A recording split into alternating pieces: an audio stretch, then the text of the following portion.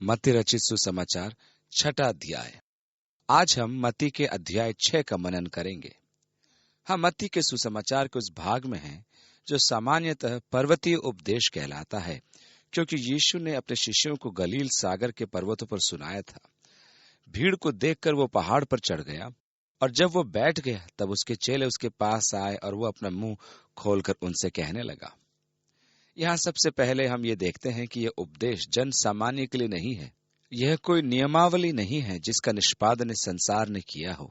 यह उपदेश यीशु मसीह के शिष्यों के लिए, अर्थात उनके लिए जिनकी व्याख्या इसके पहले भाग में की गई है, दिया गया है। ऐसे ही जन इसको पवित्र आत्मा के सामर्थ्य के द्वारा अपने जीवन में व्यवहारिक बना सकते हैं।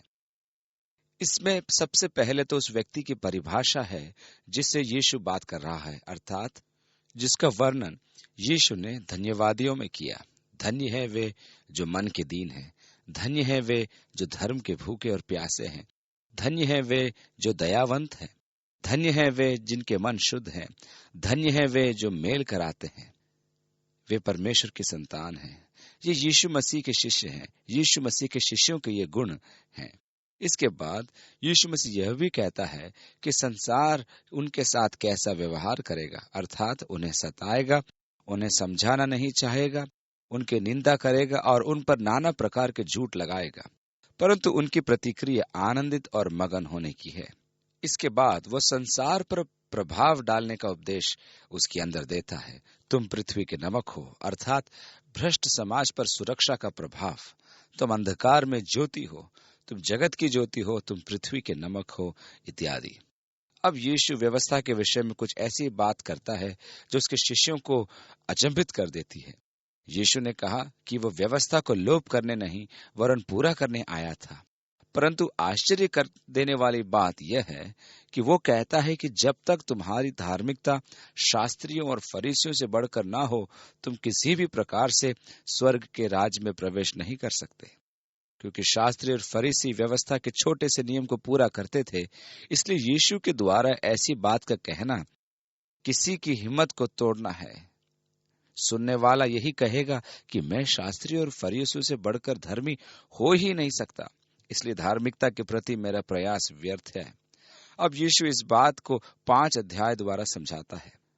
ये वे उदाहरण हैं जो व्यवस्था पालन से चुने हैं, और वह उनका प्रयास समझता है जो आरंभ में व्यवस्था देते समय परमेश्वर की अपनी इच्छा का मूलभूत अंतर है। वह यह है कि फरीसी उन व्यवस्था को बाहरी रूप से पूरा करने का प्रयास करते थे अपने बाहरी दिखावे के द्वारा, परंतु वो बाहरी दिखावा मात्र ही नहीं था। परमेश्वर आपकी मनोवृत्ति को देखता था, उसको जांचता था। क्योंकि वो व्यवस्था के प्रत्यक्ष पालन में विश्वास करते थे, उन्हें आत्म संतुष्टि प्राप्त होती थी और वे इस बात पर घमंड करते थे कि हमने व्यवस्था का पालन किया है। इसलिए यीशु ने बड़ा ही उपयुक्त एक उदाहरण दिया कि एक फरीसी मंदिर में जाकर प्रार्थना करता है कि हे प्रभु, मैं तेरा धन्यवाद करता हूँ कि मैं अन्य मनुष्य के नाई नहीं हूँ, शोषण नहीं करता तथा मैं निंदक नहीं हूँ। मैं तो अपना दशवांश देता हूँ, मैं ये करता हूँ, वह करता हूँ, अन्य कई बातें। यहाँ स्पष्ट यीशु ये बताता है कि फरीसी बिल्कुल बाहरी रूप से ही व्यवस्था का पालन कर रहा था, जबकि व्यवस्था देते समय परमेश्वर की इच्छा यह थी कि मनुष्य अपने पापी स्वभाव को पहचाने और यह संसार परमेश्वर के समक्ष अपने पापों को स्वीकार करे। इस प्रकार हम देखते हैं कि उनके व्यवस्था का अर्थ संपूर्ण रूप से अनुचित था। परमेश्वर के समक्ष अपने पाप को स्वीकार कर पुकारने की अपेक्षा वे व्यवस्था को पूरा करके अभिमानी हो जाते थे। वे व्यवस्था बाहरी रूप से पूरा कर लेते थे, परंतु उसका आत्मिक पक्ष अनदेखा करते थे। इस प्रकार यीशु जो अंतर दर्शाना चाहता है वह व्यवस्था के अनुचित परिभाषा का है। आपने सुना है कि कहा गया है, हत्या मत कर, क्योंकि जो भी हत्या करता है वह दंड पाने के योग्य है। परंतु मैं तुमसे कहता हूं कि अपने भाई से जो घृणा करे उसने वही अपराध किया है। तो आप देखते हैं कि यहाँ घृणा है जो हत्या को जन्म देती है। इस प्रकार घृणा करना ही आज्ञा का उल्लंघन है। यदि आपने अपने भाई को निकम्मा कहा तो आपने अपने मन में उसका विनाश किया है, तो आपका मन इस आज्ञा के प्रति अपराधी हो गया है। तू व्यभिचार मत कर। यीशु ने कहा, यह शारीरिक क्रिया मात्र ही है, नहीं परंतु किसी स्त्री पर कुदृष्टि डालते ही आपके मन में यह अपराध हो गया। व्यवस्था का मूल उद्देश्य था कि हम परमेश्वर के समक्ष अपने पापों को पहचानें। पौलुस कहता है कि कभी वह समय भी था जब वह व्यवस्था के पालन में सिद्ध था। उसने फिलिपियों की कलीसिया को लिखा, धार्मिकता के विषय में यह व्यवस्था है जो मैंने पूरा किया। परंतु रोमियो की कलीसिया को लिखता है कि मैं नहीं जानता था कि लालच करना पाप है जब तक कि व्यवस्था ने मुझे ये आज्ञा नहीं दी। इस प्रकार जब मुझे ये एहसास हुआ कि व्यवस्था हमारी अभिलाषाओं पर नियंत्रण रखती है, तब पाप का जन्म हुआ और मैं मर गया। दूसरे शब्दों में, मैं मारा गया, अर्थात मुझे मृत्यु दंड दिया गया। मैं अपराधी था। वह अब तक तो यही सोचता था कि वह अपराधी नहीं है, परंतु जब उसने पहचाना कि व्यवस्था आत्मिक है और मैं दैहिक हूं, तब विफलता का बोध जागृत हुआ। यीशु विशेषकर यही बातें समझा रहा है कि व्यवस्था आत्मिक है, इसलिए मनुष्य परमेश्वर की व्यवस्था को न ही पूरा कर सकता है, न ही कर पाया है। इसी कारण यीशु मसीह ने कहा कि जब तक तुम्हारी धार्मिकता शास्त्रियों और फरीसियों से बढ़कर न हो, तब तक तुम स्वर्ग के राज्य में प्रवेश नहीं कर सकते। उनकी धार्मिकता कर्म संबंधी की, और यदि आप कर्मों पर आधारित धार्मिकता प्राप्त करना चाहते हैं तो आप उसमें आगे नहीं निकल सकते। परमेश्वर ने धार्मिकता का आधार मनुष्य के विश्वास पर रखा है, अर्थात मसीह यीशु मनुष्य के विश्वास को परमेश्वर की धार्मिकता गिनता है। पौलुस ने कहा, मैंने उस धार्मिकता को जो कभी मुझ में थी और व्यवस्था पर आधारित थी, मैंने सहर्ष उतार फेंका। वे बातें जो व्यवस्था के अनियमित मेरे लिए लाया कि मैं अपने प्रभु मसीह यीशु की पहचान की उदारता के कारण सब बातों की हानि समझता हूँ, जिसके कारण मैंने सब वस्तुओं की हानि उठाई और उन्हें कूड़ा समझता हूँ, जिससे मैं मसीह को प्राप्त करूं और उसमें पाया जाऊं, न कि अपनी उस धार्मिकता के साथ जो मसीह पर विश्वास करने के कारण है और परमेश्वर की ओर से विश्वास करने पर मिलती है। इसलिए ये परमेश्वर के साथ एक नया संबंध है जो विश्वास द्वारा धार्मिकता कहलाता है, और यह मसीह यीशु में विश्वास रखना है। यह धार्मिकता परमेश्वर ने दी है, इसलिए मेरी धार्मिकता शास्त्रियों और फरीसियों से बढ़कर है, क्योंकि यह धार्मिकता मसीह यीशु की धार्मिकता है और मेरी एकमात्र आशा है कि मैं स्वर्ग के राज्य में प्रवेश करूंगा। मसीह यीशु के द्वारा परमेश्वर के परिपूर्ण कार्य में मेरा विश्वास मुझे यह धार्मिकता प्रदान करता है कि मैं परमेश्वर के समक्ष खड़ा हो पाऊं। 6 अध्याय में यीशु सबसे पहले एक सिद्धांत का प्रतिपादन करता है, और जैसे कि महान गुरुओं की विधि है कि एक सिद्धांत की घोषणा, उदाहरण, उसके पश्चात उस सिद्धांत की व्याख्या। सिद्धांत यह है, तुम मनुष्यों को दिखाने के लिए अपने धर्म के काम न करो। दान देना एक धर्म का काम है। तुम मनुष्यों को दिखाने के लिए अपने धर्म के काम न करो। यहाँ यीशु जो आपके भले कामों के पीछे जो उद्देश्य है उसके विषय में चर्चा करता है। यह सुनिश्चित कर लीजिए कि आपके भले कामों के पीछे जो उद्देश्य है वो मनुष्य द्वारा प्रशंसा प्राप्त करने की लालसा तो नहीं। यहाँ ध्यान दीजिए कि आप भले काम मनुष्य को दिखाने के लिए न करें। बाइबल स्पष्ट करती है कि हम सबको मसीह के न्याय सिंहासन के सामने खड़ा होना है और हमारे कार्य जैसे भी हैं उनका न्याय किया जाएगा। हमारे कामों के पीछे जो उद्देश्य है उनका न्याय किया जाएगा। यदि हमारे उद्देश्य अनुचित रहे तो हमारे भले काम व्यर्थ होकर लकड़ी और भूसे के समान जल जाएंगे। हमारे भले कामों की अग्नि परीक्षा होगी और हमारे अनेक काम जो हमने प्रभु के लिए किए हैं भस्म हो जाएंगी। वे सब धुएं में उड़ जाएंगे। केवल वे काम जो मैंने साफ दिल से और शुद्ध उद्देश्य से परमेश्वर के सामने किए हैं अग्नि परीक्षा में सुरक्षित रहेंगे। उनका प्रतिफल मुझको भी मिलेगा। बाकी मेरे समस्त काम का न्याय किया जाएगा। प्रेरित पौलुस उस उद्देश्य के विषय में कहता है कि मसीह का प्रेम मुझे बाध्य करता है, और यह सत्य है कि मसीही सेवकाई में प्रेम सबसे बड़ी प्रेरणा वरन उचित प्रेरणा है। मैं बहुत बड़े बड़े काम कर सकता हूँ, परंतु यदि उनके पीछे प्रेम नहीं है तो सब व्यर्थ है। मैं अपना सब कुछ बेच दूं, मेरा सब कुछ गरीबों को बांट दूं, प्रेस में समाचार दे दूं कि मैं सब कुछ गरीबों को बांट रहा हूं, और समाचार पत्र में गरीबों के साथ मुस्कुराते हुए फोटो छपवा दूं, और टीवी में मेरा समाचार प्रसारित हो कि मैं कैसा महान व्यक्ति हूं, मैंने कैसा महान काम किया, सब जगह मेरी ही चर्चा हो, मैंने अपना सब कुछ बेच दिया और गरीबों को दे दिया। यहाँ मेरा उद्देश्य चर्चा का विषय बनना था कि सब कहें कि कैसा महान व्यक्ति है। मुझे मेरा प्रतिफल मिल गया कि सब मेरी प्रशंसा कर रहे हैं। बस यही मेरा प्रतिफल है। और जब मैं परमेश्वर के सामने खड़ा होकर आशा से मुस्कुराऊंगा कि परमेश्वर अब मुझे प्रतिफल देगा, तो वो मेरा लेखा देखकर कहेगा कि यहाँ तो कुछ भी नहीं लिखा है। मैं परमेश्वर से कहूंगा कि प्रभु, क्या तूने मुझे टीवी पर नहीं देखा था? क्या तूने सुना नहीं था जब लोग मेरी प्रशंसा कर रहे थे? तब परमेश्वर मुझसे कहेगा, ध्यान है, वही तो तेरा प्रतिफल था और वह तो तुझे मिल गया। यीशु यही कह रहा है कि आप इस उद्देश्य से ऐसे काम मत करिए जिससे आप आकर्षण का केंद्र बने। मनुष्य से प्रशंसा पाने के लिए यदि ऐसा हम करते हैं तो वही हमारा प्रतिफल है, और स्वर्ग में हमारे लिए कुछ नहीं। यीशु ने यह भी कहा कि तुम जगत की ज्योति हो, तुम ज्योति को छिपा नहीं सकते, इसलिए तुम्हारे काम या भले काम छुपाए नहीं जा सकते, वे दिखाई देंगे। इसलिए मनुष्य के सामने तुम्हारी ज्योति इस प्रकार चमके कि वह तुम्हारे भले कामों को देखकर तुम्हारे स्वर्गीय पिता की महिमा करे। ये काम आसान नहीं है, परंतु हमें सदैव भले काम इस प्रकार करने चाहिए कि मनुष्य उन्हें देखे तो हमारी नहीं परंतु परमेश्वर की महिमा करे। परमेश्वर को महिमा देना ही हमारा एकमात्र उद्देश्य होना चाहिए। यदि मेरा उद्देश्य मनुष्य से प्रशंसा प्राप्त करना है तो वही मेरा प्रतिफल है। कुछ ऐसे मनुष्य भी हैं जो ये कहते हैं कि हमें फल की चिंता नहीं करनी है, हमें केवल भले काम करते रहना चाहिए। जो ऐसा कहते हैं उनका प्रतिफल भी वही है, क्योंकि इस मनोभाव से वे मनुष्य की प्रशंसा अर्जित करते हैं। यह भी बाइबल आधारित विचार नहीं है। यीशु बार बार प्रतिफल के विषय में कहता है, और यह भी कहता है कि हमें स्वर्गीय पिता से प्रतिफल पाने की इच्छा रखनी चाहिए। इसलिए यह स्पष्ट है कि मसीही अनुभव में प्रतिफल का स्थान है। उद्धार प्रतिफल नहीं है, उद्धार परमेश्वर का वरदान है जो हमें उसके अनुग्रह से मसीह यीशु में प्राप्त होता है। यह मुझे मसीह यीशु में विश्वास के द्वारा परमेश्वर देता है।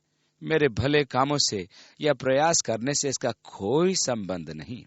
इसका संबंध केवल मसीह यीशु में विश्वास रखने से है। परमेश्वर मुझे अनंत जीवन का दान देता है। मैं अनंत जीवन पाने के लिए किसी प्रकार का भला काम नहीं कर सकता। यह परमेश्वर का वरदान है, अन्यथा मनुष्य अपने भले कामों के कारण घमंड कर सकता है।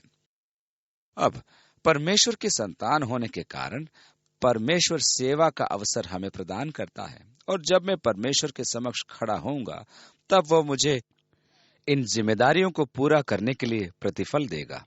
इसलिए मेरे लिए यह उचित है कि मैं परमेश्वर से इस प्रतिफल की मनोकामना करूं और इसमें प्रयत्नशील रहूं।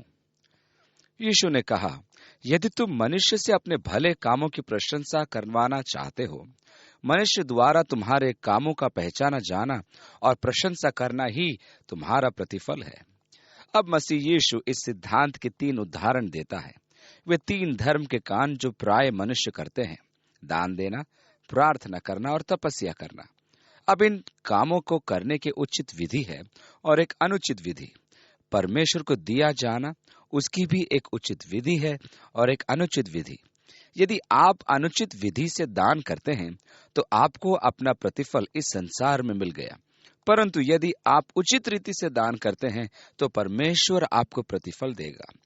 अब यह आपके ऊपर निर्भर करता है कि आप कहां से और किस से अपना प्रतिफल चाहते हैं, परमेश्वर से या मनुष्य से। अनेक मनुष्य हैं जो मनुष्य से प्रतिफल पाने की मनोकामना करते हैं और उसमें ही संतुष्ट हो जाते हैं। हम आतिशबाजी को देखकर कैसे प्रसन्न होते हैं, परंतु अंत में क्या होता है? सब कुछ जलकर राख हो जाता है। इस संसार की महिमा क्षण मात्र की होती है, उसका अंत अति शीघ्र आ जाता है। परंतु आकाश में देखिए कि वहां अरबों आग और महिमा के प्रदर्शन हैं। उन सितारों को ध्यान से देखो तो आपको महिमा और सुंदरता का अद्भुत प्रदर्शन देखने को मिलेगा, जिसका अंत कभी नहीं होता। दानियल ने कहा, तब सिखाने वालों की चमक आकाश मंडल की सी होगी, और जो बहुतों को धर्मी बनाते हैं वह सदैव तारों की नाई प्रकाशमान होंगे। अब यह निर्भर करता है कि आप कौन से आकाश में चमकना चाहते हैं। आप भले काम इस प्रकार कर सकते हैं कि सब देखें और आपकी प्रशंसा करें कि आप कैसे महान व्यक्ति हैं, और संसार में आपकी प्रशंसा ही प्रशंसा होगी। परंतु ये जान लीजिए कि सब कुछ अति शीघ्र राख हो जाएगा, और मनुष्य आपके द्वारा किए गए काम को बहुत जल्दी भूल जाएगा। दूसरी ओर आप इस प्रकार के भले काम करें जिससे परमेश्वर के राज्य में सदैव उसकी महिमा और वैभव में आप चमकते रहें। दूसरी आयत, जब भी दान करें तो अपने आगे तुर ही न बजवा, जैसा कपटी सभाओं और गलियों में करते हैं, ताकि लोग उनकी बढ़ाई करें। मैं तुमसे सच कहता हूं कि वे अपना फल पा चुके हैं। अब मैं नहीं जानता कि मसीह यीशु क्या बढ़ा चढ़ाकर कह रहे हैं, क्योंकि मैंने तो कभी नहीं सुना कि कोई चर्च में चंदा डालने के लिए बैंड बजा कर डालता हो। मैंने ऐसी आराधनाएं देखी हैं जहां प्रचारक कहता है, परमेश्वर ने मुझ पर प्रकट किया है कि यहाँ 15 जन जिससे परमेश्वर बात करने जा रहा है खड़े हो जाएं, जो इतना इतना या अमुक दान परमेश्वर की सेवकाई के लिए देंगे। इस तरह वह तब तक आपके पीछे पड़ा रहेगा जब तक कि आप खड़े होकर अपने हाथ में चेक पकड़कर ऊपर न उठाएं, और वह प्रचारक आपकी प्रशंसा करते हुए आपका चेक जमा कर देता है। जहां तक परमेश्वर का प्रश्न है, वो आपके इस दान के लिए कोई प्रतिफल नहीं देगा, क्योंकि आपने एक प्रकार से अपने दान की तुरही फूंकी है। आपने एक सार्वजनिक प्रदर्शन करके दुनिया को दिखा दिया कि आप कैसे उदार व्यक्ति हैं। आप खड़े हुए और आपने मनुष्यों से प्रशंसा प्राप्त की, और यही आपका प्रतिफल था। मेरे लिए तो वास्तव में यह दुख और बड़ी गंभीर बात है कि ऐसे अनेक जन हैं जो मनुष्यों को प्रेरित करते हैं कि वे दान दें। वे वास्तव में उन लोगों से उस प्रतिफल को छीन लेते हैं जो परमेश्वर उन्हें देना चाहता है। मैं प्रचारकों को ही इस त्रासदी का उत्तरदायी मानता हूं। भेड़ें प्राय भली होती हैं, वे अबोध होती हैं, परंतु वे प्रचारक जो इस प्रकार धन एकत्रित करते हैं, उनमें अधिक समझ की आवश्यकता है। इसलिए प्रभु ने कहा, जब आप दान करते हो तो किसी प्रकार का दिखावा न हो और न ही तुरही फूंकी जाए। तीसरी आयत, जो तेरा दाहिना हाथ करता है उसे तेरा बायां हाथ न जानने पाए। गुप्त में दान किया करो, दिखावा नहीं करो। चौथी आयत, तेरा दान गुप्त रहे, और तब तेरा पिता जो गुप्त में देखता है तुझे प्रतिफल देगा। इस प्रकार आपका दान सीधा सीधा होना चाहिए। पौलुस कुरिन्थियों को लिखे अपने पत्र में परमेश्वर को दिए जाने वाले दान के विषय में कहता है कि दान न तो दबाव में आकर दिया जाए, न ही दान के लिए किसी को बाध्य किया जाए। परमेश्वर नहीं चाहता कि उसे दान देने के लिए किसी को दबाव द्वारा प्रेरित किया जाए। यहाँ हमारे कमेटी के सदस्य अपना वार्षिक चंदा देने वाले हैं। हम उन्हें क्या कहेंगे? इस समय तो हम वास्तव में बड़ी कठिनाई में हैं। यहाँ बड़े बड़े लोग हैं। वह हमारा बैंक वाला बैठा है, वकील बैठा है, मेरा डॉक्टर बैठा है। मुझे ऐसे समय में वार्षिक चंदा निर्धारित करना है, और सब देखेंगे कि मैं कितना चंदा देता हूँ। उनके सामने अपने आर्थिक संकट को दर्शा नहीं सकता मैं। तो मैं क्या करता हूँ कि दबाव में आकर कहता हूँ कि इस साल हम चर्च को 1000 रुपया देंगे। मेरा बैंक वाला प्रश्न सूचक दृष्टि मुझ पर डालता है। तो मैं कहता हूं कि इस साल अपने चर्च में कुछ कार्यक्रम हम बढ़ा रहे हैं, इसलिए मैं 1200 रुपया देने जा रहा हूं। अब जब पहला महीना आता है तो मुझे चर्च का 100 रुपया देना है, जो मेरे लिए आसान काम नहीं है, परंतु मुझे तो देना ही होगा क्योंकि मैंने ये प्रतिज्ञा की थी। और इस प्रकार हर महीने मैं वह 100 रुपया निकालने के लिए संघर्ष करता हूं। परमेश्वर कभी नहीं चाहता कि उसको ऐसा दान दिया जाए जिससे किसी को कष्ट हो। वह प्रसन्न नहीं होता। उन्हें बोध होने दो कि आप आर्थिक संकट में हैं। उन्हें सोचने दो कि आप उदार व्यक्ति नहीं हैं। वे जो चाहे सोचें, परंतु दबाव में आकर दान न दीजिए। पौलुस कहता है, हर एक जन जैसा मन में ठाने वैसा दान करे, न कुड़कुड़ा के और न दबाव से, क्योंकि परमेश्वर हर्ष से देने वालों से प्रसन्न होता है। आप परमेश्वर को जो कुछ हर्ष से दे सकते हैं दीजिए, यदि नहीं तो नहीं दीजिए। परमेश्वर को न तो उसकी चाहत है, न ही इसकी आवश्यकता है। इस प्रकार परमेश्वर को दिया जाने वाला दान एक व्यक्तिगत विषय है जो प्रभु और हमारे परिवार का परस्पर लेन देन है। हम दान इसलिए करते हैं कि हम प्रभु से प्रेम रखते हैं और हमारी प्रेरणा का स्रोत यही प्रेम है। हम मनुष्य से प्रशंसा पाने की कामना नहीं करते कि मनुष्य हमारी तारीफ के पुल बांधे कि हम कैसे उदार व्यक्ति हैं। इसलिए आपका दान सीधा सीधा हो और आप प्रभु के प्रति अपने प्रेम से प्रेरित होकर सहर्ष दान करें। इसमें मनुष्य को दिखाने की लालसा न हो। 5वीं आयत, और जब तुम प्रार्थना करो। प्रार्थना करने की एक उचित और एक अनुचित विधि है। 5वीं आयत में आगे लिखा है, कपटियों के समान न हो, क्योंकि लोगों को दिखाने के लिए सभाओं में और सड़कों की मोड़ों में खड़े होकर प्रार्थना करना उनको अच्छा लगता है। मैं तुमसे सच कहता हूं कि वे अपना प्रतिफल पा चुके। एक यहूदी के जीवन में प्रार्थना अत्यधिक महत्व रखती थी। उसे दिन में 2 बार पढ़ना अनिवार्य था। इसमें पुराने नियम के 3 भाग थे। सबसे पहला था व्यवस्था विवरण, अध्याय 6, यहोवा हमारा परमेश्वर है, यहोवा एक ही है, तू अपने परमेश्वर यहोवा से अपने सारे मन, सारे जीव और अपनी सारी शक्ति के साथ प्रेम रखना। उसे सुबह सुबह पहले और रात में सबके अंत में यह पद दोहराना होता था। सुबह 9 बजे से पहले और रात को 9 बजे से पहले किसी भी स्थिति में इसे दोहराना अनिवार्य था। दूसरी प्रार्थना थी शिमिनोफ। इसमें 18 प्रार्थनाओं का संग्रह था। बाद में एक और प्रार्थना इसमें जोड़ दी गई, परंतु उसका नाम शिमिनोफ ही रहा, जिसका अर्थ है 18। ये 18 प्रार्थनाएं बचपन से ही कंठस्थ करनी होती थी। ये दिन में 3 बार सुबह 9 बजे, दोपहर 12 बजे और 3 बजे पढ़ना अनिवार्य था। अब क्योंकि उन्हें ये प्रार्थनाएं सुबह 9 बजे, दोपहर 12 बजे और 3 बजे पढ़ना अनिवार्य था, यह उनका अभ्यास बन गया था और वे बिना सोचे समझे शीघ्र अतिशीघ्र उसे पढ़ दिया करते थे।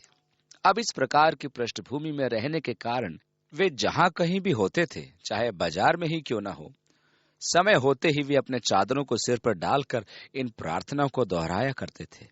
देखने वाले उनकी प्रशंसा करते थे कि वे कैसे आत्मिक जन हैं। ये अति संभव था कि इन प्रार्थनाओं के दोहराते समय उनके मन में ये विचार आता होगा कि देखने वाले उन्हें कैसा आत्मिक जानते होंगे, पवित्र जन उनको मानते होंगे। प्रभु, मैं तेरा धन्यवाद करता हूं कि सब मुझे देख रहे हैं, मैं कैसा धर्मी जन हूं। अब हम किसी भी विषय को बार बार दोहराते रहेंगे तो वो हमारे लिए अर्थहीन हो जाता है और हम यंत्रवत उसे पढ़ते हैं। हमारा मस्तिष्क ऐसा अभ्यस्त हो जाता है जैसे कि समय पर मशीन काम करना आरंभ कर देती है। शब्दों पर हम ध्यान देना छोड़ देते हैं। जब हम भोजन की प्रार्थना करते हैं तब हम शब्दों में अभ्यस्त होते हैं कि मुंह से उच्चारण तो करते हैं परंतु मन खाने की ओर लगा होता है। इस प्रकार ऐसी प्रार्थनाएं शब्दों को अर्थहीन दोहराना है। इसलिए सबसे पहले प्रार्थना में जो आवश्यकता है कि मैं ऐसे स्थान पर प्रार्थना न करूं जहां सब जन मुझे देखें और मेरी प्रशंसा करें कि मैं कैसा प्रार्थनाशील व्यक्ति हूं। मैंने एक प्रचारक के बारे में सुना है। उसके प्रार्थनाशील व्यवहार के लिए सब उसकी प्रशंसा करते थे और मुझे उस व्यक्ति से भेंट करने की इच्छा जागृत हुई। इत्तेफाक कुछ ऐसा हुआ कि हम दोनों किसी शिविर में उपस्थित थे। वहां मुझे समझ में आया कि उसको ऐसा यश क्यों प्राप्त हुआ। प्रतिदिन सुबह 6 बजे वह व्यक्ति प्रार्थना भवन में प्रार्थना करता सुनाई देता था और यहाँ तक संपूर्ण शिविर उसे सुन सकता था। वह पूरा 1 घंटा प्रार्थना करता था। मैं सोचने लगा कि क्या परमेश्वर चाहता है हम प्रार्थनाशील व्यक्ति की प्रतिष्ठा प्राप्त करें। 6ठी आयत, परंतु जब तू प्रार्थना करे तो अपनी कोठरी में जा और द्वार बंद करके अपने पिता से जो गुप्त में है प्रार्थना कर, और तब तेरा पिता जो गुप्त में देखता है प्रतिफल देगा। मुझे अचंभा होता है कि उस व्यक्ति को अपने प्रार्थनाशील जीवन से क्या प्रतिफल प्राप्त होता है। क्या वो प्रार्थनाशील कहलाए जाने की प्रतिष्ठा मात्र है? अब वो व्यक्ति विशेष इसी प्रतिष्ठा का अभिलाषी है और वह अपनी प्रतिष्ठा को बनाए रखने के लिए वह इस प्रकार प्रार्थना करता है कि सब ध्यान दें कि वह प्रार्थना कर रहा है। हमें अपनी प्रेरणा के प्रति सावधान रहना है। प्रार्थना में भी मैं जो कहता हूं उसकी परख मेरी प्रेरणा के द्वारा की जाती है। याकूब कहता है, तुम्हें मिलता नहीं क्योंकि तुम मांगते नहीं हो। वो आगे कहता है, तुम मांगते तो हो परंतु तुम्हें मिलता नहीं क्योंकि तुम्हारी याचना अपनी लालसा की पूर्ति हेतु की जाती है। दूसरे शब्दों में, यह अति संभव है कि प्रार्थना की मेरी प्रेरणा अनुचित हो। तो आपने देखा कि प्रेरणा कैसी महत्वपूर्ण बात है। इसलिए बाइबल में लिखा है, हर एक मनुष्य अपने आप को जांच कर देखे, क्योंकि हम अपने आप को जांचेंगे तो परमेश्वर हमारा न्याय नहीं करेगा। इसलिए यह उचित ही होगा कि हम जांचें, मैंने यह काम क्यों किया। यह संभव है कि मैं धोखा खा जाऊं।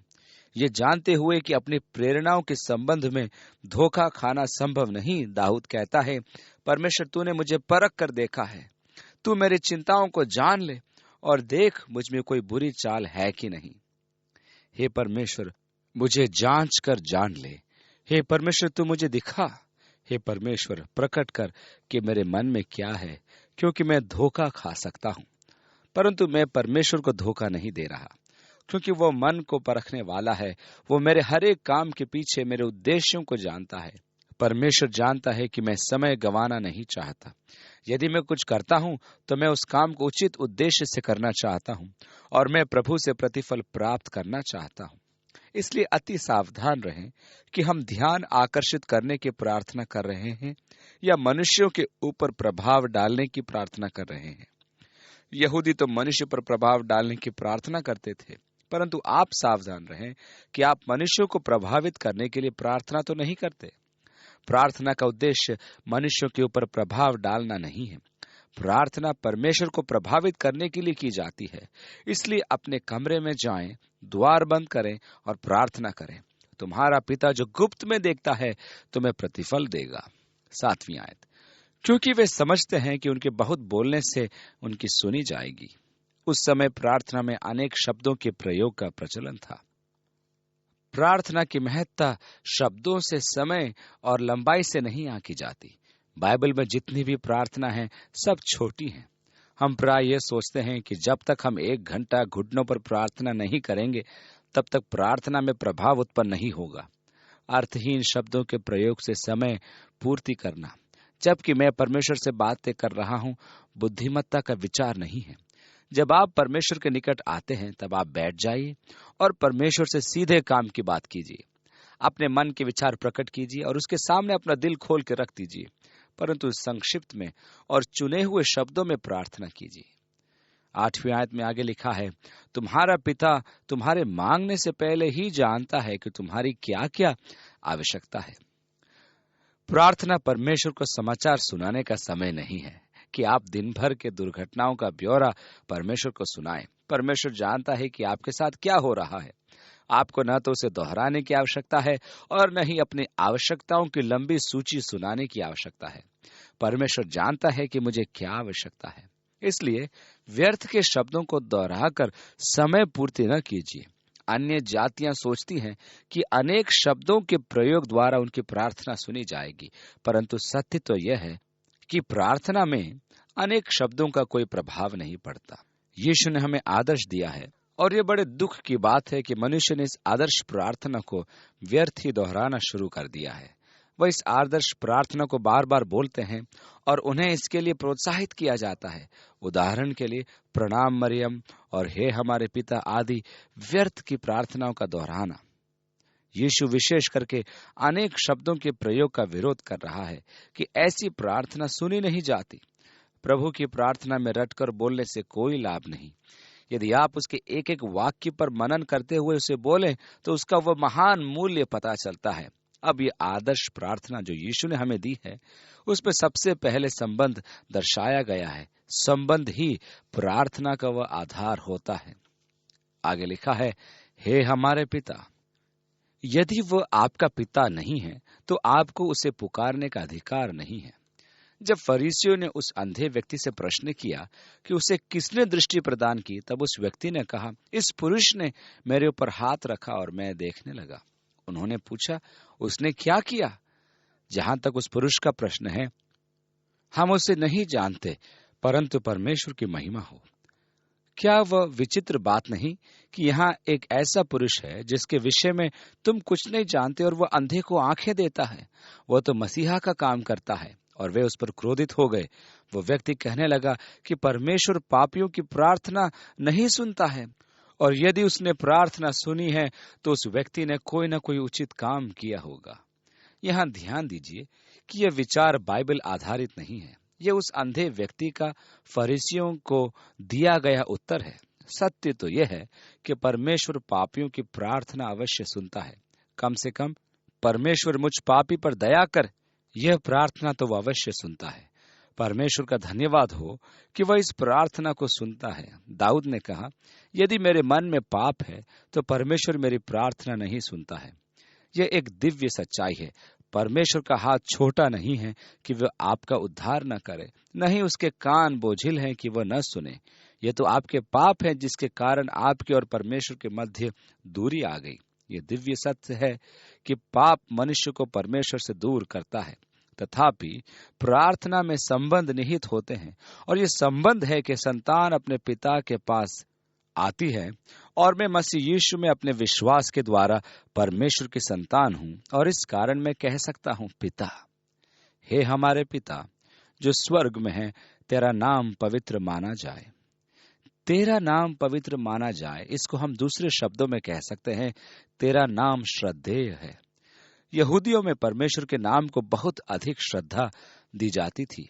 सत्य तो यह है कि उनकी इस महान श्रद्धा के कारण उन्हें यह बोध हुआ कि उनके होंठ परमेश्वर का नाम लेने के योग्य नहीं है, और अंत में उस स्थान पर पहुंचे जहां उन्होंने परमेश्वर के नाम को सोचने के लिए भी अपने मन को योग्य न जाना। इस प्रकार जब शास्त्री धर्मशास्त्र की प्रतिलिपि तैयार करते थे, तब जहां भी परमेश्वर का नाम आता था, वे 4 व्यंजन य, ह, व लिखा करते थे। इन व्यंजनों में स्वर न लगने के कारण इसका मूल उच्चारण अज्ञात है। इस कारण आज तक हम परमेश्वर के नाम का उच्चारण नहीं जानते हैं। जब शास्त्री य, ह, व लिखते थे, तब वे स्नान करते थे, स्वच्छ वस्त्र धारण करते थे, नया पेन लेते थे और नई स्याही में पेन को डुबाकर ये लिखते थे। अब कल्पना कीजिए, यदि किसी गद्यांश में प्रभु का नाम बन पाया कि जब य, ह, व लिखा जाए तब वे स्नान का संस्कार पूरा करेंगे। हम नहीं जानते कि इन व्यंजनों का उच्चारण यहोवा है या याहवे है। यहूदियों की इस प्रथा के कारण परमेश्वर के काम का उच्चारण लोप हो गया, परंतु ध्यान देने योग्य बात यह है कि वे इस नाम को कैसा सम्मान प्रदान करते थे। भजन संहिता 111 के 9वीं आयत में लिखा है, तेरा नाम पवित्र है और श्रद्धेय है। और यहाँ प्रभु की प्रार्थना में इसी तथ्य पर बल दिया गया है, तेरा नाम पवित्र या श्रद्धेय माना जाए। मेरी समझ में यह नहीं आता कि परमेश्वर के सेवक रेवरेंड शब्द का प्रयोग अपने नाम के लिए प्रयोग करने का साहस कैसे करते हैं। मेरे विचार में मनुष्य के नाम में श्रद्धा की कोई बात ही नहीं। यह दुख की बात है कि मनुष्य परमेश्वर की प्रतिष्ठा पर अधिकार करना चाहता है। परमेश्वर का नाम श्रद्धेय है और पवित्र भी माना जाता है, परंतु मनुष्य का नाम उस स्थान को नहीं ले सकता। मनुष्य अज्ञानवश ऐसा करता है। मुझे ये कदापि स्वीकार नहीं। बहुत से लोग मेरे लिए भी इस पदवी का प्रयोग करते हैं। मुझे हंसी आती है। वे शायद नहीं जानते कि मैं अपने विषय में ऐसा विचार रखता हूं। मैं तो परमेश्वर को ही श्रद्धा अर्पित करता हूं, इंसान को नहीं। ऐसी पदवियां मनुष्य के नाम में जोड़ देना मनुष्य की प्रतिष्ठा करना है। मैं मनुष्य की ऐसी प्रतिष्ठा नहीं कर सकता। मेरे विश्वास के अनुसार परमेश्वर के समक्ष कोई मनुष्य महिमा प्राप्ति का प्रयास न करे। हमें केवल परमेश्वर को प्रतिष्ठा प्रदान करनी है, क्योंकि वह जो अपने आप को ऊंचा उठाता है उसे परमेश्वर नीचे गिराता है। अगला चरण है स्वीकरण। तो सबसे पहले संबंध, हे हमारे पिता, उसके बाद स्वीकरण, तू जो स्वर्ग में है, तेरा नाम पवित्र माना जाए। परमेश्वर ने यिर्मयाह से कहा, देख, मैं प्रभु परमेश्वर, क्या मेरे लिए कोई कार्य कठिन है? मुझे सदैव ये स्मरण रखना है कि जब मैं प्रार्थना करता हूँ, ये मेरे लिए बहुत कठिन काम है। ये मेरी वहन क्षमता से परे है और अधिकतर ये संभावना बनी रहती है कि मैं इस पराजय की भावना को या परेशानियों के घिर आने की भावना को परमेश्वर के साथ मेरे प्रार्थना के जीवन में ले सकता हूं। इसलिए जिससे बात कर रहा हूं उसकी पहचान प्रार्थना के लिए अत्यधिक महत्वपूर्ण है। इब्रानियों की पुस्तक में लिखा है, क्योंकि वह जो परमेश्वर के समक्ष आता है उसे यह विश्वास करना आवश्यक है कि वह है। वह क्या है? वह अनंत परमेश्वर है, जो वैसे ही दिखता है जैसे यीशु ने कहा, जो सब प्रकार की जानकारी रखता है, जैसा यीशु ने कहा, जो मेरी याचना से कहीं अधिक विपुलता से देता है। तेरा नाम पवित्र माना जाए। वास्तव में एक याचना यह है, यह एक प्रार्थना है कि परमेश्वर का नाम पवित्र माना जाए और सम्मान में ऊंचा उठाया जाए या मनुष्यों द्वारा पवित्र माना जाए। तेरा राज्य आए, तेरी इच्छा जैसे स्वर्ग में पूरी होती है।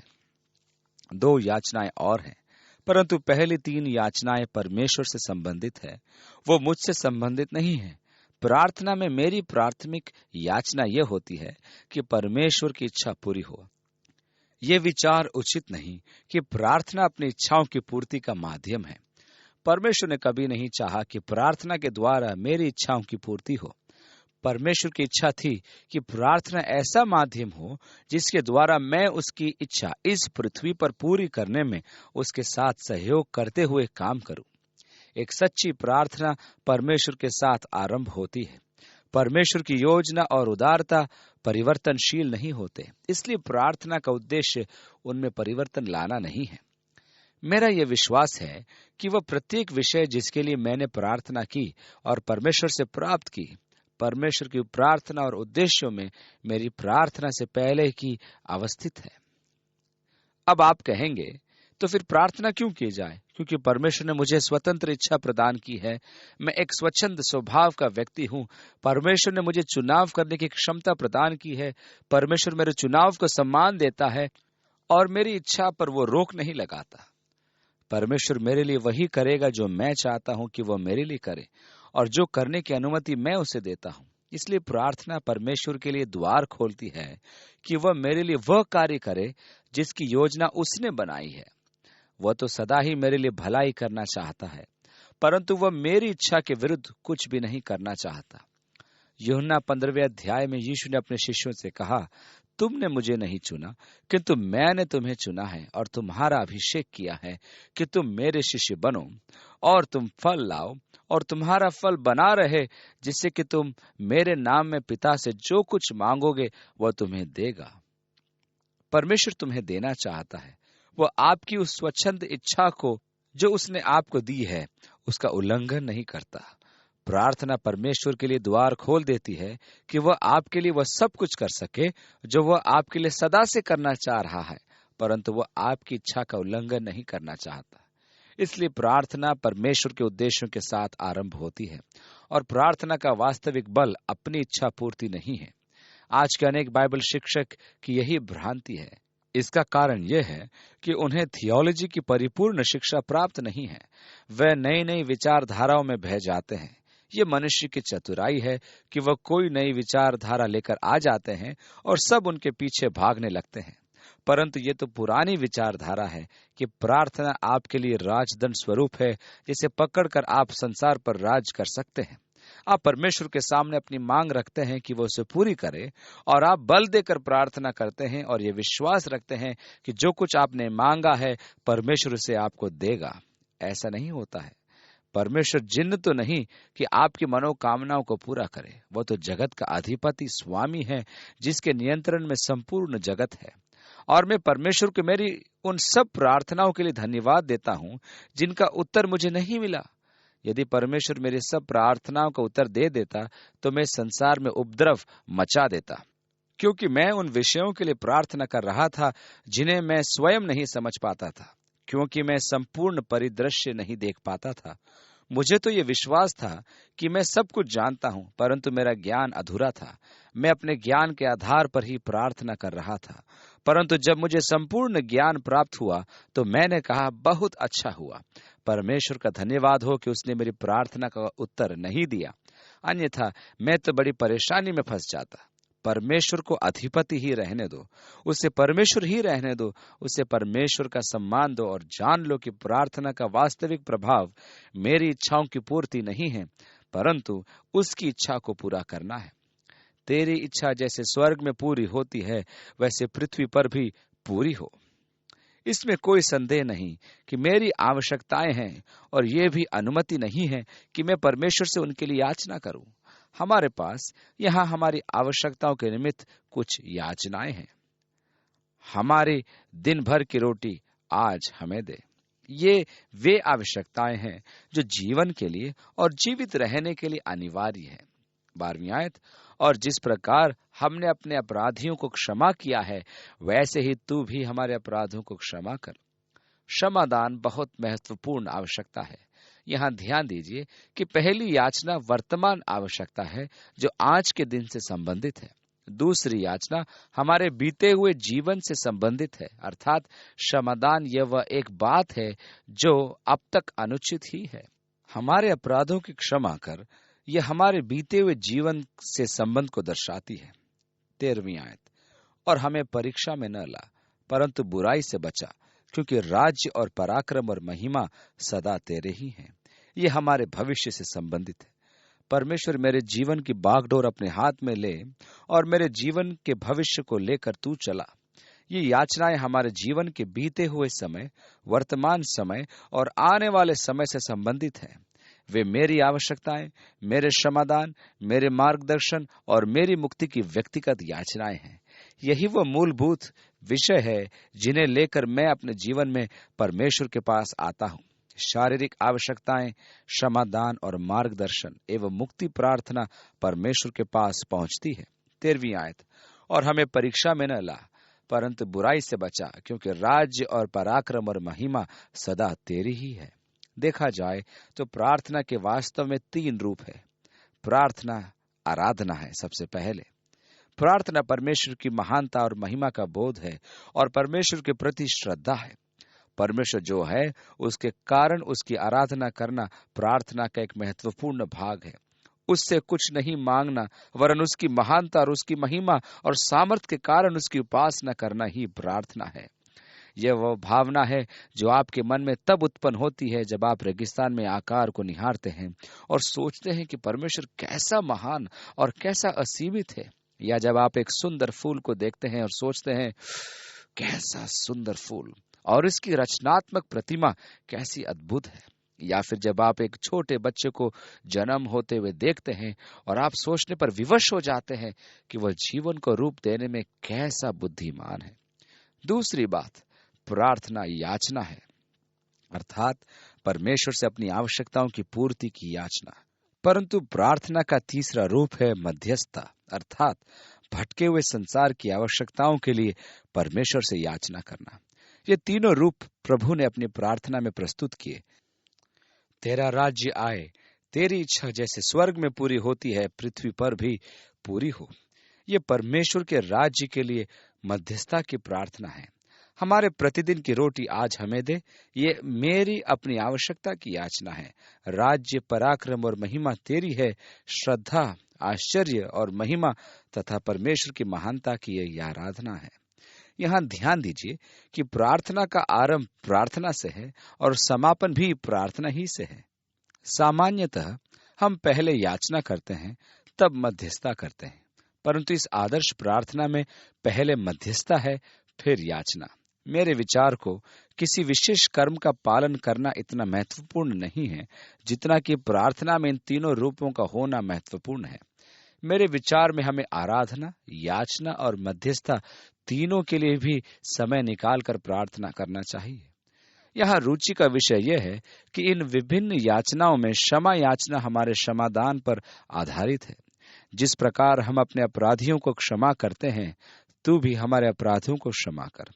अब प्रश्न ये उठता है कि क्या यह प्रार्थना कर्मों पर आधारित है, और यह भी कि मेरा क्षमादान क्या परमेश्वर से मेरी क्षमा याचना मेरे क्षमादान पर निर्भर है? यदि ऐसा है तो मेरे क्षमा की प्राप्ति कर्मों पर निर्भर रहती है। यीशु ने कहा, इसलिए यदि तुम मनुष्यों को अपराध क्षमा करोगे तो तुम्हारा स्वर्गीय पिता भी तुम्हें क्षमा करेगा। और यदि तुम मनुष्यों के अपराध क्षमा न करोगे तो तुम्हारा पिता भी तुम्हारे अपराध क्षमा न करेगा। क्या आप चाहते हैं कि मैं यीशु के वचन में परिवर्तन लाने का दोषी बनूं? आप तो कह देंगे, मैं नहीं समझता। यीशु ने आपसे समझने की अपेक्षा विश्वास करने को कहा है। इसलिए मेरा विश्वास है कि क्षमादान के महत्व को समझना अत्यधिक महत्वपूर्ण है।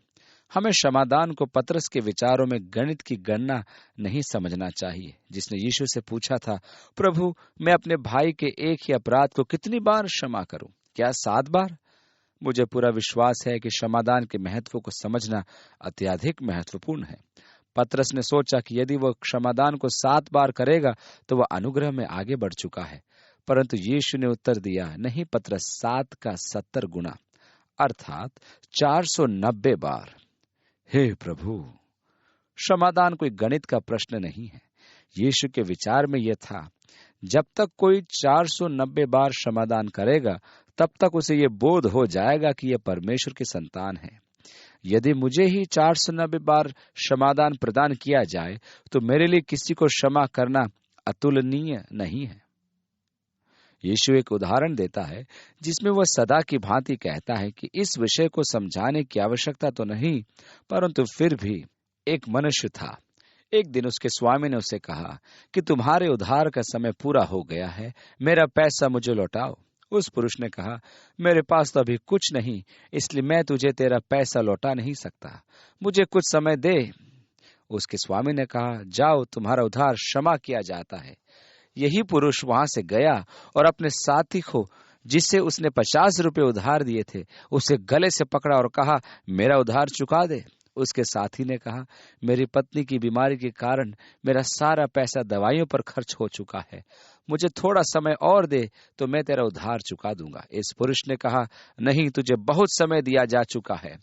उसने अधिकारी को बुला के अपने साथी को बंदीगृह में डलवा दिया।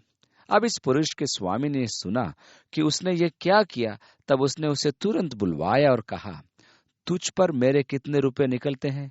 उस दास ने कहा, 16 लाख। उसके स्वामी ने उससे कहा, क्या मैंने तेरा उधार क्षमा नहीं किया? तब तूने अपने साथी को 50 रुपए के कारण बंदीगृह में क्यों डलवा दिया? उसने भी अधिकारी को बुलवाया और कहा, इसे भी बंदीगृह में डाल दो, और जब तक ये एक एक पैसा न लौटा दे, इसे नहीं छोड़ना।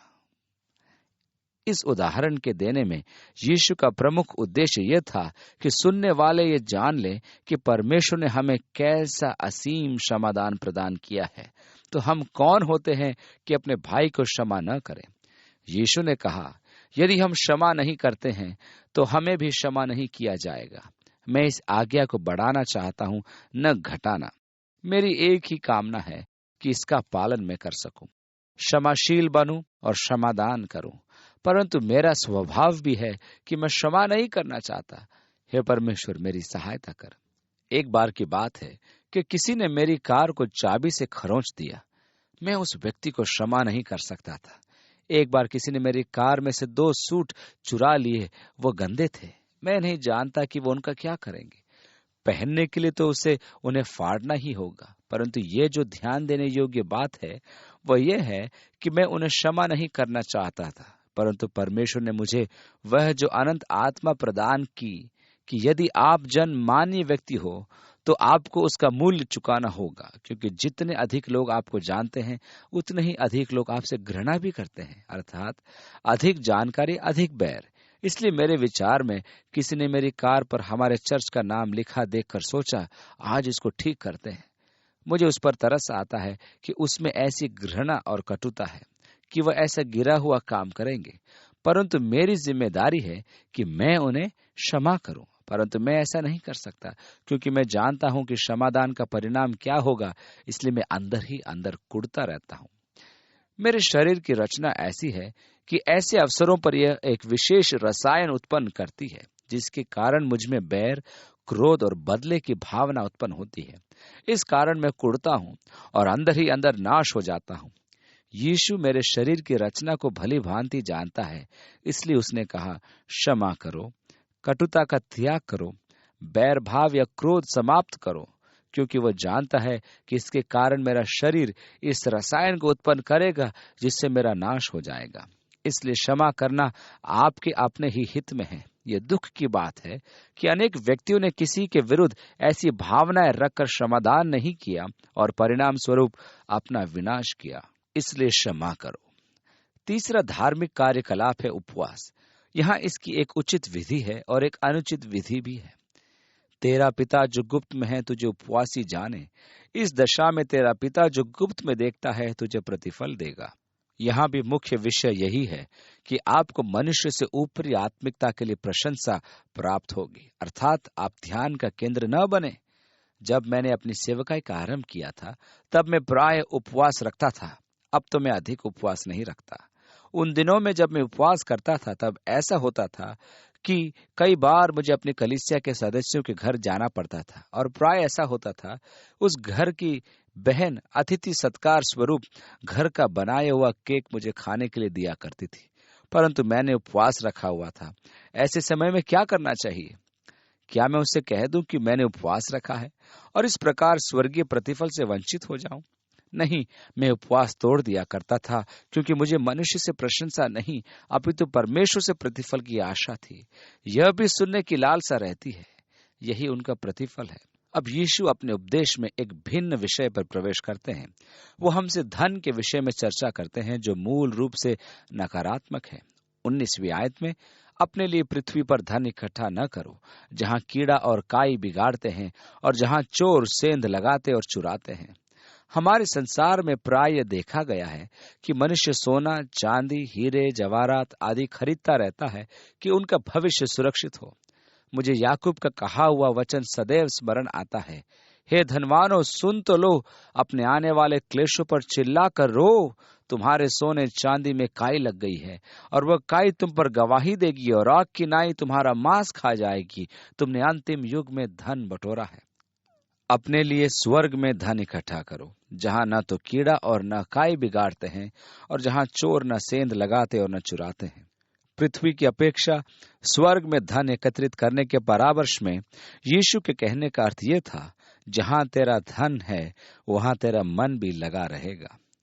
यदि आपने इस पृथ्वी पर धन एकत्रित किया है तो आपका तन इस संसार में और इस संसार की बातों में लगा रहेगा। यदि आप स्वर्ग में धन एकत्रित करते हैं तो आपका मन स्वर्ग में और आत्मिक बातों में लगा रहेगा। पृथ्वी की वस्तुएं समयकालिक हैं, स्वर्ग की वस्तुएं अनंत है। यीशु ने बड़ा रोचक दृष्टांत कहा जिसे हम लूका के अध्ययन में विस्तार से देखेंगे। इस दृष्टांत को समझना कुछ कठिन है। यह उस व्यक्ति के विषय में जो अपने स्वामी का लेखाकार था। जब समय आया वो अपनी नौकरी से निकाला जाए तब उसने क्या किया? उसने अपने सब कर्जदारों को एक एक करके बुलाया और उनसे पूछा और उन पर उसके स्वामी का क्या निकलता था।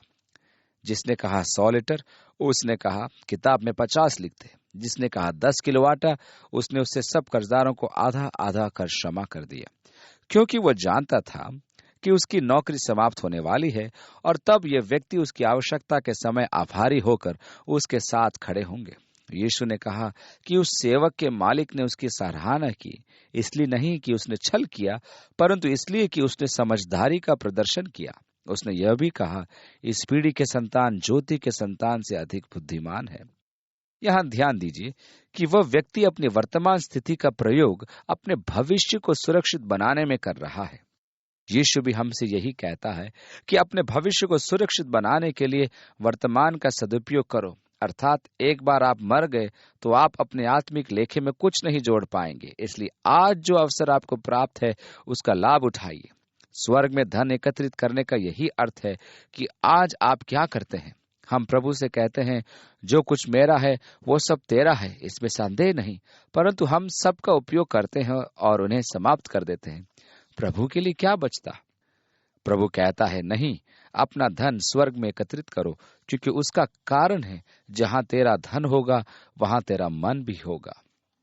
22वीं आयत में आगे, शरीर का दिया तो आंख है, इसलिए यदि तेरी आंख निर्मल हो तो तेरा सारा शरीर भी उजियाला होगा, परंतु यदि तेरी आंख बुरी हो तो तेरा सारा शरीर भी अंधियारा होगा। इस कारण वह उजियाला जो तुझ में है, यदि अंधकार हो तो वह अंधकार कैसा होगा।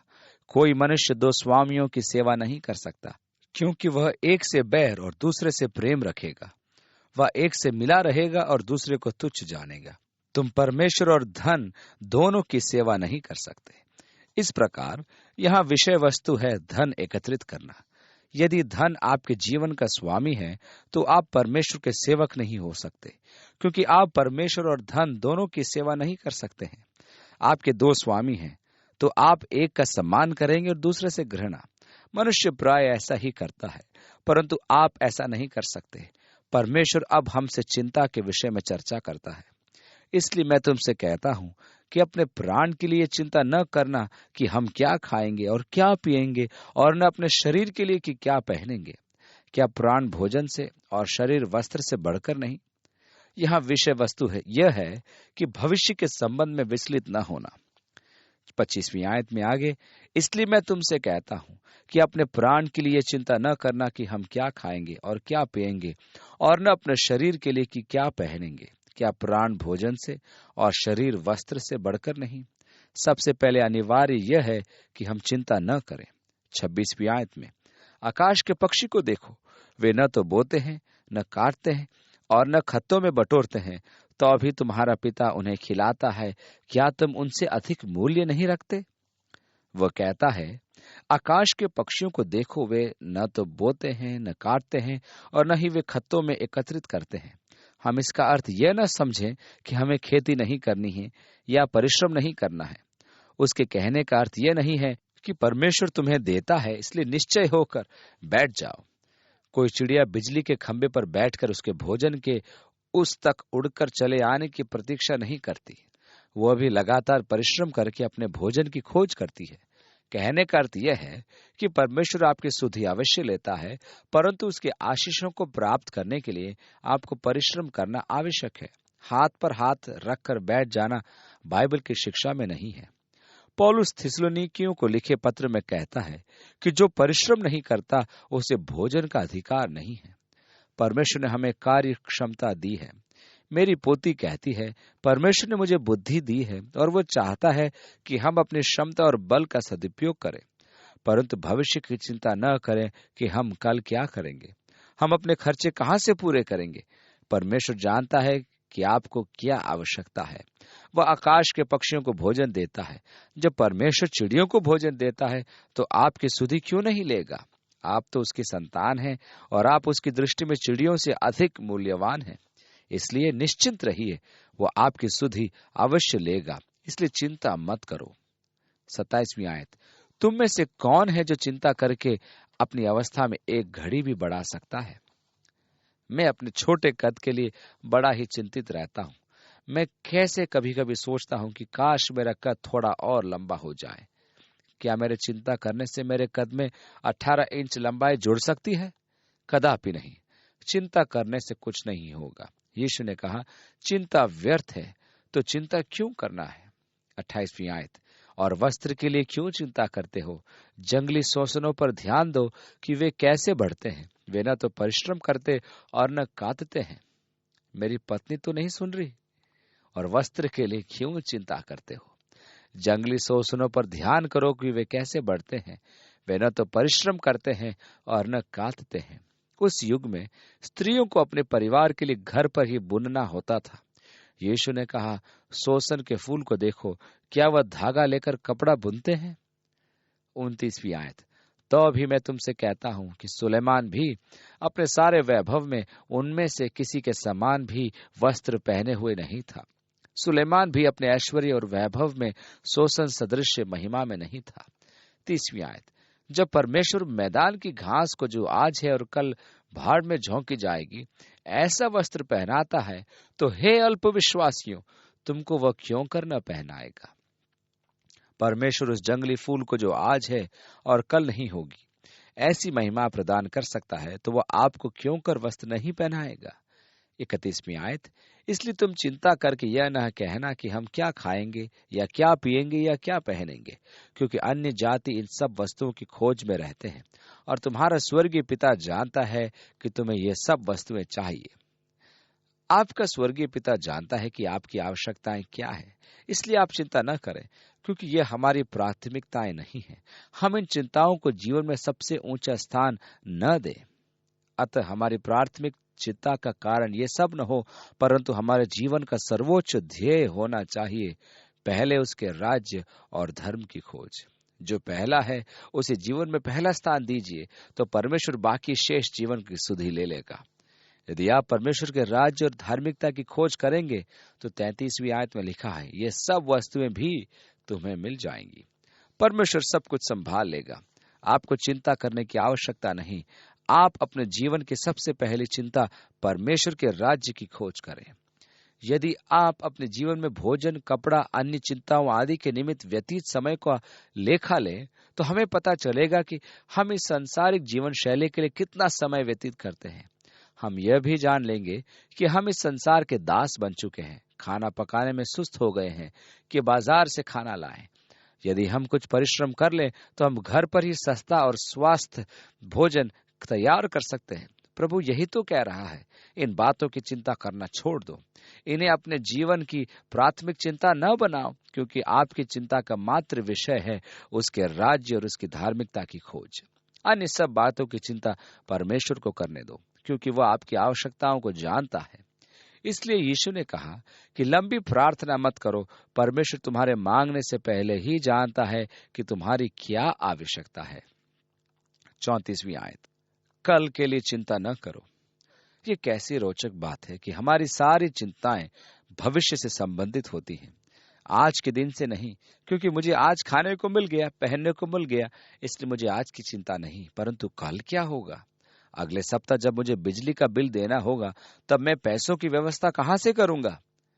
मेरे कहने का अर्थ यह है कि हमारी अधिकांश चिंताएं भविष्य से संबंधित होती है। प्रभु ने कहा, कल का दिन अपनी चिंता आप कर लेगा, आज के लिए आज का ही दुख बहुत है। मुझे यहाँ याकूब का दिया हुआ उपदेश स्मरण आता है, वचन पर चलने वाले बने, न कि सुनने वाले बनकर स्वयं से छल करें। पर्वतीय उपदेश के अंत में यीशु भी यही कहता है कि वे जो वचन को सुनकर उस पर आचरण करते हैं, वे उस बुद्धिमान पुरुष के सदृश हैं जिसने चट्टान पर घर बनाया था, जिसकी तुलना वह उस मूर्ख से करता है जो वचन को सुनता तो है परंतु उस पर आचरण नहीं करता। वह रेत पर घर बनाता है। प्रभु हमारी सहायता करे कि हम इस अध्यादेश को जो हमें यीशु ने दिया है, हम केवल वचन के सुनने वाले ही न बने परंतु मन में बसा लें। कैसा अद्भुत वचन है, ये अटल सत्य है। हाँ, मुझे इन बातों की चिंता नहीं करनी है। हाँ, मुझे स्वर्ग में धन एकत्रित करना है। हाँ, इससे मैं सहमत अवश्य हूं, परंतु मैं करता नहीं हूं। यदि ऐसा है तो मैं मूर्ख हूं और मैं बालू पर घर बना रहा हूं। मैं वह महान इमारत बना रहा हूं जो आंधी आने पर गिर जाएगी। इसलिए यह महान आदेश आवश्यक है कि मैं वचन पर चलने वाला बनूं, न कि मात्र सुनने वाला। परमेश्वर हम में से प्रत्येक की सहायता करे कि हम पर्वतीय उपदेश के श्रोता होने की अपेक्षा उसके कर्ता बने, और यह कि सिद्धांत हमारे जीवन की वास्तविकता बन जाए और हम यीशु के इन वचनों में पक्के होते जाएं, ताकि हम स्वर्गीय पिता के सच्चे संतान ठहरे और पिता की उन सब आशीषों के आनंद के और भलाइयों के प्राप्त करता हों जो उसने अपने संतान के लिए सुरक्षित रखी हैं। आमीन।